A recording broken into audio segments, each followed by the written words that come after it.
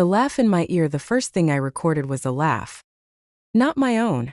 Not Daniel's. Hers. It was a Tuesday night in late October. The kind of night where the wind pressed damp hands against the windows and the streetlights were halos in the fog. I sat on our bed folding laundry, my hospital scrub spread out like tired skin. My phone lay beside me, screen glowing. Daniel had left it on the dresser when he went to take a shower. Buzzed once, then again. A message. Then an incoming call.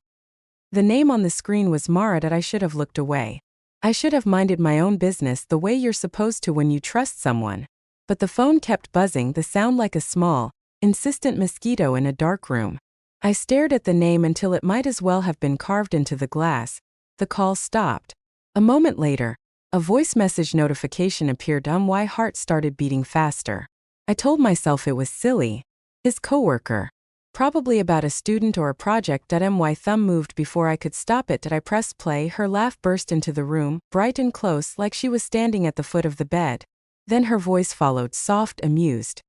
You left your notebook. Maybe that's just an excuse to see me again tomorrow. Anyway, I like tonight. More than I should. Call me when you can. She doesn't have to know. She doesn't have to know. I stopped breathing in the bathroom. The shower water beat a steady rhythm against the tiles. Daniel sang under his breath, a habit he never admitted to. The sound had always made me feel safe. Now it made me feel sick. My fingers shook. I hit replay, needing to hear it again, needing to be sure I hadn't imagined it. The laugh. The soft voice.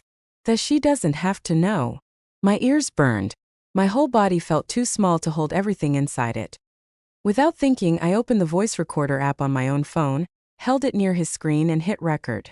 Her message played again and my phone captured it. The evidence, the tone, the small pause before she said she. As if the word tasted strange in her mouth. I named the file. Won the laugh. That was how it started. Not with a fight. Not with a confession. With a file name. With the number 1. The stamps. When Daniel came out of the shower, he smelled like our lemon soap.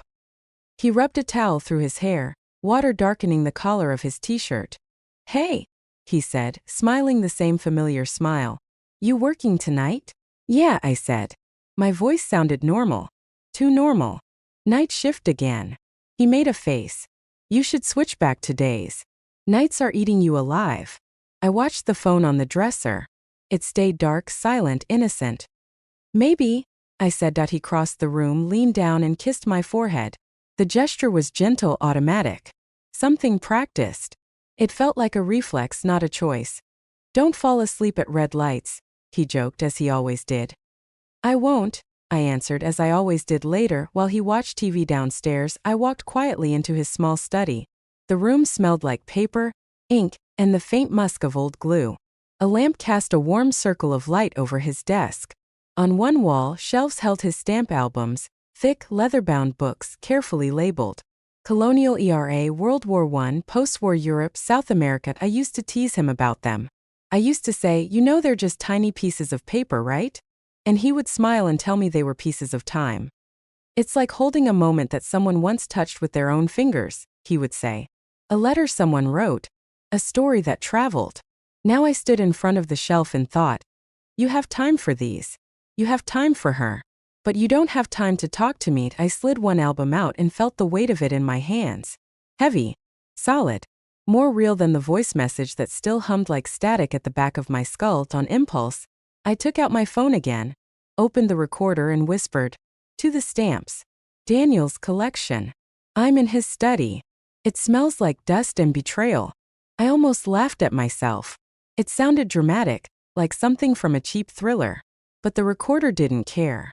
It took my words without judgment. I didn't know it then. But those recordings would become the spine of my life. A way to pin down every second so it couldn't slip away or change its shape. The night shift at the hospital, the air always feels colder at night, even if the thermostat says it's the same. The lights are too bright, the hall's too empty. Machines beep in uneven rhythms. Nurses move like ghosts, pushing carts, adjusting blankets, checking charts. I clocked in at 11 and tied my hair back, fingers fumbling with the elastic. I kept thinking about the voice message. The way she said, I like tonight. The way my husband hadn't mentioned anything unusual about his evening. Hey Amanda. It was Sarah, another nurse, her curly hair shoved into an almost bun. You okay? You look like you saw a ghost. I forced a smile. I'm fine. Just tired. Tired was always believable. We checked on patients, handled medication rounds, changed bedpans, and answered call buttons. A man with pneumonia coughed until his face turned red. An elderly woman refused her pills until I sat and talked to her about her cat for 10 minutes. The work should have pulled me back into the present. It usually did. But tonight every sound felt muffled, as if I were underwater. During my short break at 2 a.m., I sat in the staff room with the lights off, sipping stale coffee from a paper cup. I took out my phone and played One the Laugh again, holding it close to my ear. Her voice was bright and soft at the same time. Maybe that's just an excuse to see me again tomorrow. The words cut deeper now that they had been replayed, copied, labeled. I hit stop and put the phone face down on the table, my hand shaking. In the dim reflection on the black screen, I saw my own face, pale, lined from years of shift work, eyes ringed with shadows. Tell me what to do, I whispered to my reflection. Then I pressed record again. 3-night shift. It's 2 in the morning. I heard the message again. I'm at work and I can't breathe right. I know Daniel is cheating on me. I don't know what I'll do yet. But I'm recording this so that later when I question myself, I'll know I wasn't crazy. I'll know how it felt right now. I saved the file. The number 3 glowed up at me, small and white on the screen. 3 was still a small number, but it wouldn't stay small for long. The dinner 2 days later, I decided to test him that I made dinner, actual dinner, not just reheated leftovers from the hospital cafeteria. Spaghetti with homemade tomato sauce, garlic bread, a salad with fresh basil leaves I bought at the morning market. I set the table with the good plates, the ones we used on holidays and anniversaries. I placed my phone on the counter, recording. For pre-dinner. I'm making his favorite. If he mentions her. If he tells me, maybe there's a chance. If he lies, I'll know. The front door opened at 6:30, and Daniel stepped in, shaking rain off his jacket. His hair was damp, his glasses speckled with water. Smells amazing, he said, dropping his bag in the hallway. Long day? I asked, stirring the sauce. The usual, he said. Kids don't know what year the Civil War started. But they know every meme on the internet. How was your night? Busy, I replied too quickly. Someone had a stroke in the ER. They had to airlift him to the city.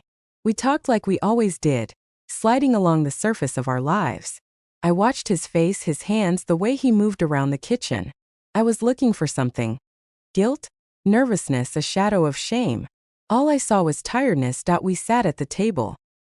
He twirled pasta around his fork like a movie husband in an old film.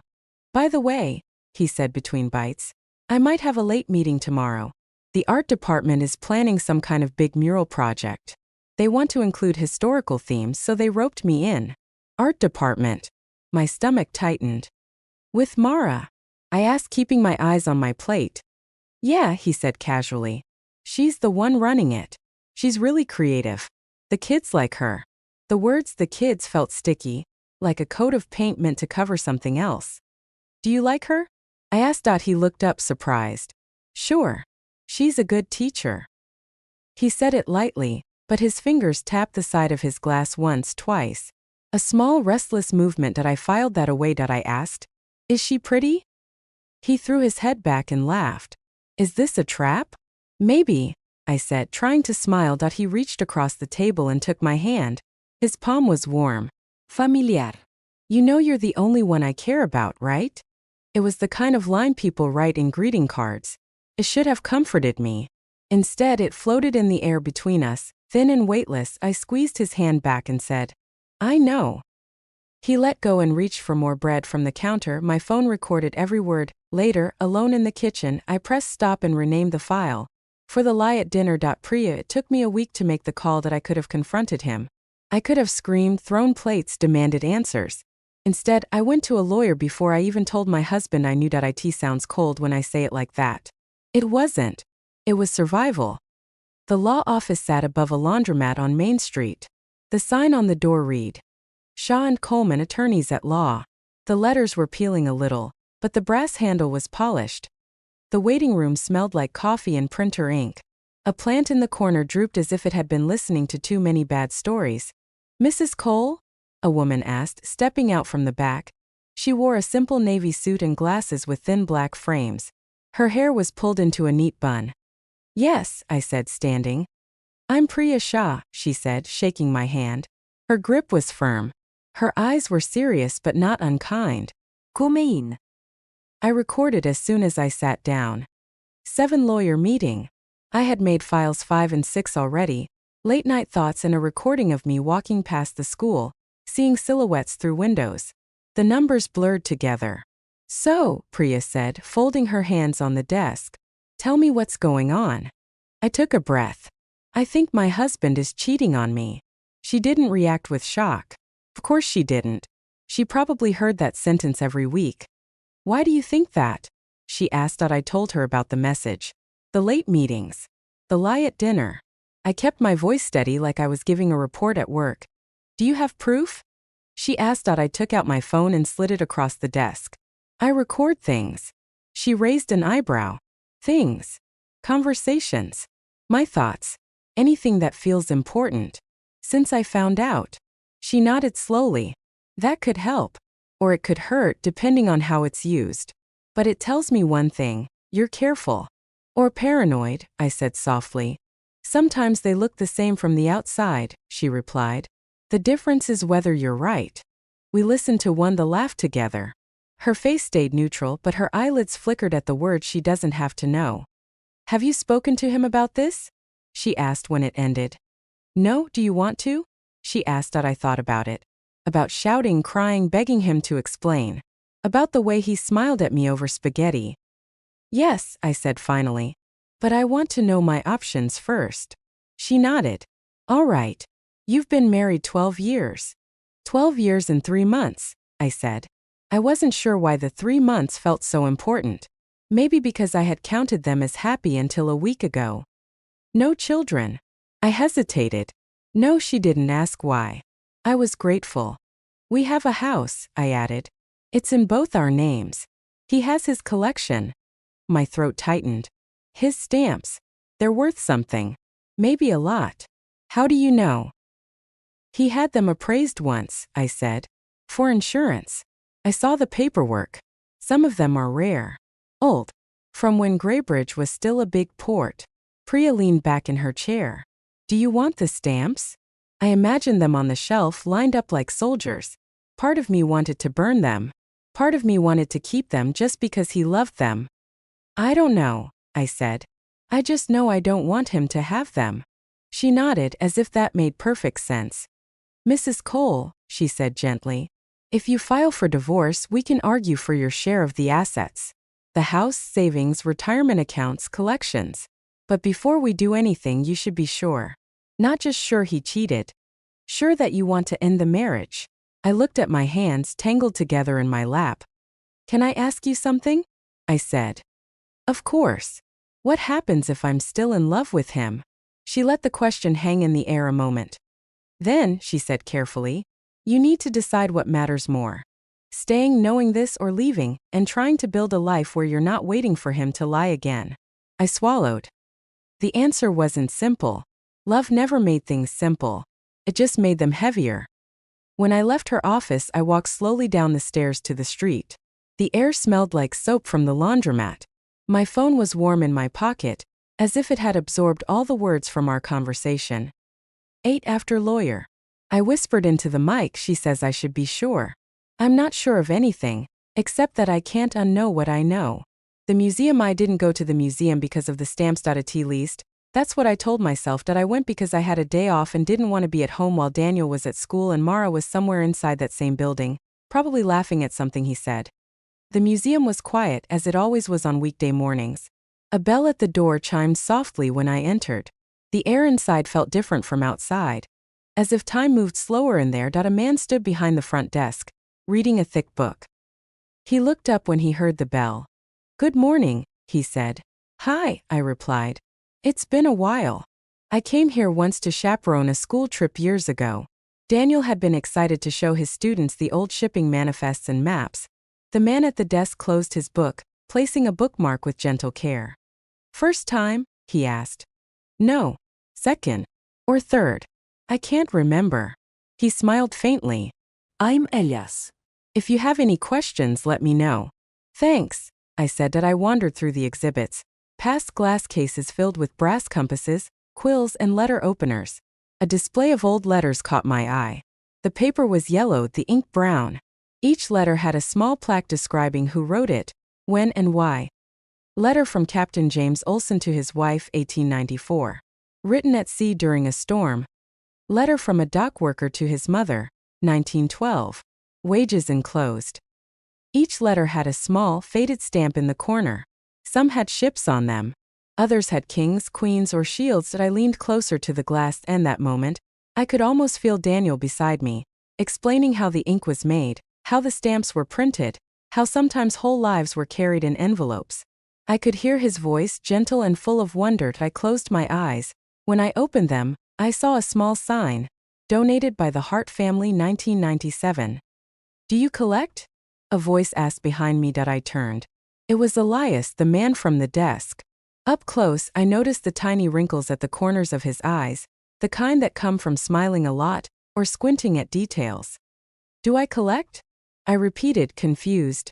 Stamps, he said, nodding toward the letters. People who stare that closely usually do. I shook my head. No. My husband does. He nodded, not prying. We have a small philately exhibit in the back room. Most people skip it. They want shipwrecks and whale bones. But if you're interested, I am. I heard myself say. He led me to a side room with glass cases along the walls. Inside were sheets of stamps, some still attached to envelopes, some floating like tiny flags on white backgrounds. There were stamps from all over the world. Bright colors, gold edges, intricate designs. These are from the town's early trading days, he said, pointing to a set showing old ships. Some of them are quite valuable, but mostly they're just pieces of stories people forgot to keep. I looked at the cases and thought of the albums in our house. I imagined them here laid out under glass, no longer his, no longer ours. Do people donate collections? I asked. Sometimes, he said. Usually when someone dies and the family doesn't want to sell everything online. They'd rather it be kept together. What if the person isn't dead? I asked, my voice sharper than I meant. He looked at me carefully. We don't ask too many questions, he said. If something is given to the museum legally, we take it. We preserve it. That's our job. I nodded slowly. For the first time, the idea slid into my mind, smooth and dangerous. What if the stamps didn't belong to him anymore? What if they belong to history? Is there a form? I asked. If someone wanted to donate something? A collection? Of course, Elias said. He walked to a desk in the corner and pulled out a folder. You don't have to decide anything now, but you can take this home. I took the folder. It was heavier than it looked.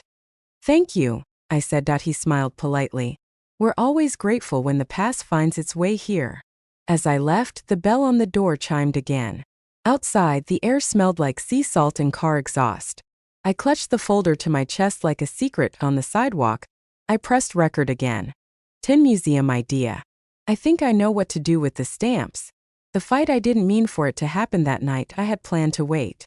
To gather more proof, to think everything through, to talk to Priya again. But plans crumble when you're tired and your heart is a bruise. It was raining hard. The wind shoved water against the windows and rattled the branches of the tree in our front yard. Daniel came home later than usual, his hair plastered to his forehead, his jacket soaked. God, he said, dropping his bag. It's like the ocean is trying to climb the hill. He kicked off his shoes, leaving wet footprints on the floor. I stood in the doorway to the kitchen, my phone already in my pocket, recorder on. Late meeting? I asked. He nodded, rubbing his neck. Yeah, the mural thing. It ran long. With Mara? I asked. Yes, he said, shrugging. And some others. I stared at him. The room felt too small. Too full of things unsaid. What? He asked, noticing my expression. Nothing, I said. He walked past me into the kitchen. Is there anything to eat? There's leftover soup, I said. In the fridge. He opened the fridge, pulled out the container and sniffed it. Smells fine. I watched him move around, open cabinets, find a bowl. I watched his hands, his posture, the way he hummed under his breath. I thought about all the nights I'd been at the hospital while he was home alone. Or not alone, he put the bowl in the microwave and hit the buttons. The hum of the machine filled the room. Did you forget anything? I asked suddenly. He frowned. What? At school, I said. On Tuesday. He shrugged. I don't think so. You left your notebook, I said quietly. With Mara. He froze. The microwave kept humming. He turned slowly, his eyes narrowing. How do you know that? I swallowed. She called. He blinked. She called. On your phone, I said. While you were in the shower.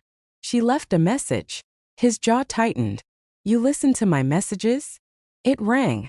Your phone was right there. Her name was on the screen. What was I supposed to think? You were supposed to respect my privacy, he snapped. Anger flared hot under my skin. Your privacy? I repeated. She said. She doesn't have to know. Privacy is for things that aren't wrong, Daniel. Secret is a different word. The microwave beeped loudly, as if it wanted attention too. He ignored it. It's not what you think, he said. I laughed, a dry, ugly sound. Then tell me, what is it? Because it sounded exactly like what I think. His shoulders slumped for a second, then straightened. We've been spending time together, he said. After meetings. Sometimes we get coffee. Sometimes we talk. That's it. That's it. I asked. And she thinks I don't have to know? She was joking, he said. She's like that. She jokes too much. I heard her, I said. She wasn't joking. He ran a hand through his hair. Water droplets flicked onto the floor. We're friends, he insisted. That's all.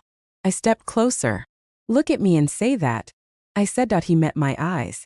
For a moment I thought he might actually do it, might lie so cleanly that I'd doubt everything. Instead he looked away. We didn't sleep together, he said quietly. If that's what you're asking. My heart squeezed. There was a gap in his sentence where the truth should have been. But you wanted to, I said. He didn't answer. The silence was louder than any admission. I felt something inside me crack, not like glass shattering but like ice splitting on a river. How long? I asked. He sat down at the table, sinking into the chair like someone much older. I don't know, he said. A few months. A few months, I repeated. And you didn't think to tell your wife? He laughed once, bitter. Tell her what? Hey, I met someone who makes me feel alive again. But don't worry, I'm not cheating. We're just having coffee and pretending it's harmless. The words hit me like a slap. Alive again, I said slowly. You're saying you were dead with me? He shook his head. That's not what I meant. It's what you said. I'm tired, Amanda, he said. We're always tired. You're at the hospital. I'm at school. We pass each other like strangers in the hallway. I tried to talk to you about it. When? I demanded. Between my shifts and your after-school meetings with her? He pressed his fingers to his temples. This, he said, is exactly why I didn't want to tell you. You go from 0 to hurricane in 2 seconds. I stared at him, stunned. You're blaming me? I'm saying I didn't do anything, he said, raising his voice. I didn't cheat. I thought about it. But I didn't. Doesn't that matter? My chest hurt. You thought about it, I whispered. And that makes you noble? He stood up abruptly, the chair scraping against the floor. What do you want me to say? He shouted. Do you want me to confess to something I didn't do so you can leave and tell everyone you were right? I don't need you to confess, I said, my own voice steady now. Very calm. I have the recording. He froze. You recorded that message? I nodded. And this? I added, tapping my pocket. All of this. His face changed then. Something shuddered behind his eyes. You're recording me? He asked, voice low. I started after I heard her, I said. So I wouldn't think I made it up. So I'd have proof. You're insane, he whispered. Careful, I snapped. We're recording. He stared at me like I was a stranger. Maybe I was. Daniel, I said quietly. I went to see a lawyer.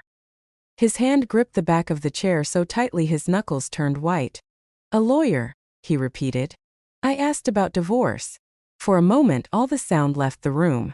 I couldn't even hear the storm outside. He let go of the chair and sank back down. You want to divorce me, he said, the words flat. I don't know what I want, I said. I just know I can't stay married to someone who wants to be somewhere else. He stared at the table. I didn't sleep with her, he said again, as if repeating it could make it better. That's not the point anymore, I replied. He looked up, eyes wet. Then what is? The point, I said, is that she thought I didn't know. And you behaved like you hoped I wouldn't find out. And you found it easier to share your life with her than with me. We sat in silence. Finally, he whispered, "What now?" I took a breath. "Now I file," I said. "And you move into the spare room. And I start dividing our life into boxes." His face twisted. "Just like that." "Nothing about this is just like that," I said. "This is 12 years and 3 months of not being enough for you." "I never said that," he protested. "You didn't have to," I replied. I ended the recording with a shaking finger. Later, when I renamed it 14 the break, my hands were still trembling. The stamps go silent the next day. Daniel moved into the spare room without another argument. He carried his clothes down the hallway, t-shirts and shirts draped over his arms like surrendered flags. We didn't talk much. The house felt like a stage after the actors have left. Props still in place, lights off. His study remained untouched. I stood in the doorway, looking at the shelves. The albums sat quietly, their spines lined up, titles neat. 16 Study. I whispered. "I'm looking at the stamps. I don't know if this is revenge or justice, or something else." I stepped inside and pulled one of the albums off the shelf. It was heavy, thicker than the others. I laid it on the desk and opened it. Inside, rows of stamps sat behind thin plastic sleeves. Some were simple, solid colors with numbers. Others were detailed with ships, birds, and faces I didn't recognize. I flipped through the pages. First it was just paper. Then I saw one that made me stop. A small blue stamp, worn at the edges. A ship in the center, sails full. Someone had written a tiny note beside it in Daniel's handwriting. First one Mom gave me. Age 9. I stared at the words. I had never heard that story. 12 years married. And I had never heard about the first stamp his mother gave him. I closed my eyes. How many parts of his life do I not know? I wondered. How many parts did I never think to ask about? I opened another album. Personal favorites. On the first page there was a note. For Amanda. Someday I'll show you what these mean. I felt like the floor had tilted beneath me. He had written my name next to something he loved. He had planned to share it. Maybe he never found the right time. Maybe I never made room to listen. Damn it, I whispered, wiping at my eyes. This was the part that hurt the most. He wasn't a monster. He was a man who had tried, failed, and then tried to fix the hole in his life the wrong way. Revenge is easier when the other person is pure evil. It gets complicated when they are just human. I ran my fingers lightly over the plastic, over the rows of stamps. Then I thought of the museum. The glass cases. Elias's careful hands. What do you do with something someone loves? I asked my recorder. When you don't want them to have it, but you can't bear to destroy it? A small answer formed in my mind. You give it away. I'm donating them, I whispered. To the museum. Saying it out loud made it real. The cartons. I didn't tell Daniel right away. Maybe I should have. Maybe it would have been kinder. But kindness felt like a language I no longer spoke fluently. One morning, while he was at school, I took 2 cardboard cartons from the basement. The kind we used when we moved into the house. I carried them upstairs one at a time, feeling the cardboard edges bite into my palms. In his study, I stacked the albums carefully inside. Their weight made the boxes sag a little at the bottom. I taped them shut and wrote books on the top in black marker. It wasn't exactly a lie. Stamps are on paper. Paper is made into books. My phone sat on the desk, recording. 19 Packing. I'm putting his collection in boxes while he teaches teenagers about history. I don't know if this makes me cruel or brave. While I worked, I found more small notes in his handwriting, tucked between pages. Bought this one after we lost the baby. Needed something small to hold. From the trip to Boston. Amanda laughed when I spent 20 minutes with the dealer. Worth it. Mara said this design is beautiful. She notices details. That last note made my stomach twist. I put those albums in the boxes too. When I was done, the shelves were almost bare. The study looked like a room already preparing to forget its owner. I taped the boxes one more time, just to be sure. The sound of the tape ripping through the air felt violent. Then I carried the boxes to the car. The museum again. Elias looked surprised when I walked into the museum with 2 heavy boxes in my arms. Need help? He asked, standing quickly. Yes, please, I panted. My arms were starting to shake. He took 1 box from me. What's in here? Stamps, I said. A collection. He carried the box to a table in the back room and set it down gently. You decided, he said. Yes, I replied. He opened the box and whistled softly. These are a lot. They were my husband's, I said. He doesn't. He won't be needing them. His eyes flicked to my face. Divorce? He asked, not unkindly. Yes, I said. We're in the middle of it. Are these legally yours to give? He asked. He was careful. I'll give him that. The house and everything in it are in both our names, I said. But I'm not selling them. I'm not making money. I'm giving them away. To the town. To history. Isn't that noble enough? My voice cracked on the word noble. He studied me for a moment. We'll need you to sign some forms, he said. You understand that once you donate them, they belong to the museum. Not to you. Not to him. You won't be able to ask for them back. That's the point, I said. As he went to get the forms, I pulled out my phone. 21 museum donation. I'm about to sign away his stamps. I don't know if he'll hate me forever for this. Maybe that's fair. Elias returned with a stack of papers. Name? He asked. Amanda Cole.